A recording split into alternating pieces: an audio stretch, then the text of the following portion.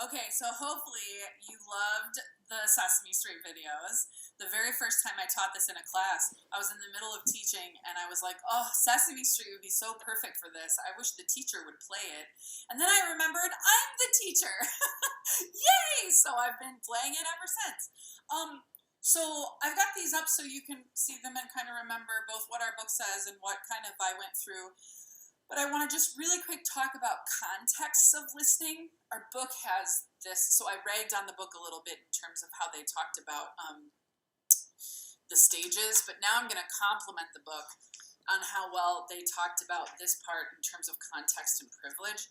You can tell the people who wrote this are much more about sort of the cultural applications of these topics, and I'm super into that.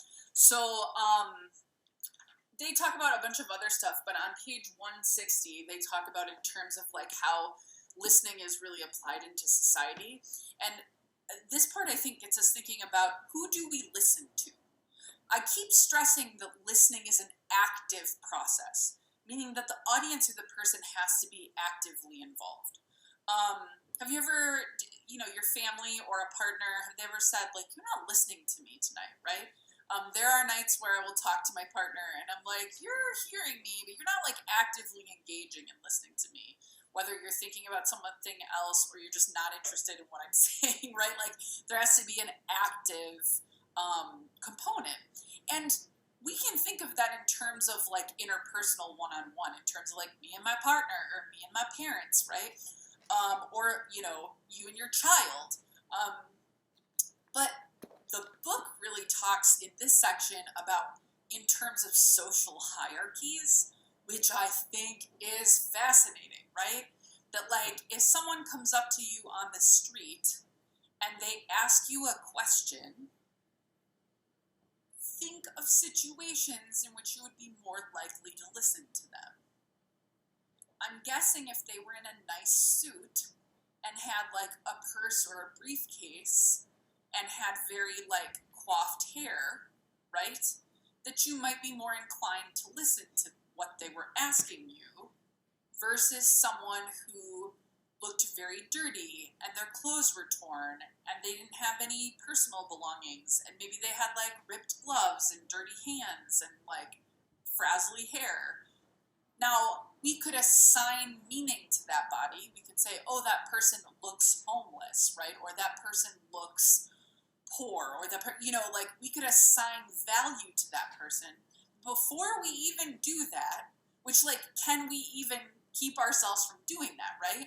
Like think about how the value of how you attach to a person impacts how you might listen to them.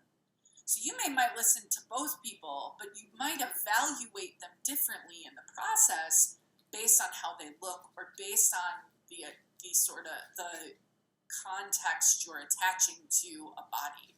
Then the book talks about how age matters, gender matters, vocal cues matter. She talks about how her boss, she's in academia, and her boss does not like female voices. And he's never said this, but she just watches him and he tunes them out. So whenever she wants something, she lowers her voice and gets louder. So she talks kind of like this. She's got kind of a high voice, and it's kind of fast, and kind of, that's just kind of how she talks. And then whenever she talks to him, she's always like, Dr. So-and-so, the meeting is at room 244. And that cracks me up, right? That she's got to alter her vocal cue to get him to listen to her, right? So thinking about how race, gender, class, like those social things we talked about during Identity Week, does the person have an accent? You'll often hear people say, oh, I couldn't understand them, right, if somebody has an accent. And I'm always kind of like, okay, how hard were you listening? How active were you in trying to understand them? Same thing with kids, right? Like, I love when kids talk and their parents understand them because they talk to them all the time, they listen to them all the time, but you don't listen to them all the time, so they'll say things, you're like, I have no idea what they're saying, right? Because your brain's not used to processing and like actively decoding those messages because they're different than what you're used to.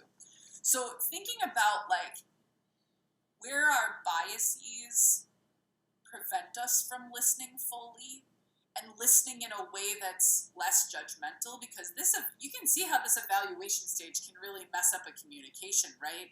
If your biases or something comes out and evaluates a person in a way that they don't, intend, or they're not actually sending in terms of what they're sending, you're adding it on because of the other cues you're receiving. And that happens all the time, right? And not just in terms of society, but also interpersonally. So like, my mom often has said to me over the years, you react differently to me than you do if someone else says it. And it's like, yeah, because you're my mom, right? So when I evaluate our relationship, our mother-daughter connection, and all of our history together, which I'm not going to put on if someone else said it to me, right? Do you have somebody who can say things to you that no one else can?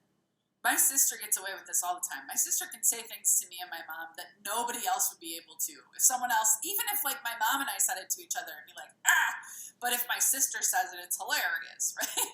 Because she gets factored into that evaluation in terms of how we listen to her. So hopefully you took away that listening is an active process. Hopefully you now understand the steps of it. And also a little bit about how our culture and contexts, impact how we might think of listening, who is worth listening to, how active we are in that, and how we might need to think about our bias. I've had to work really hard to get better at listening. I'm a great talker, y'all. I'm an excellent talker. And I would like to pride myself. I've had several people tell me in recent years that I'm a good listener. But I know that that's not something I've always been good at. I've had to work really hard to be good at that. And if you need more personal tips about how to do that, please let me know, because I've worked really hard to be a better listener and less of a responder to what I would call hold space for people, right? And talking is important. Expression is important. You know I'm all about it. But listening, you don't get anywhere. The expression doesn't mean anything if you don't have an audience or a person like taking in, listening, comprehending, trying to understand you. Have a beautiful day.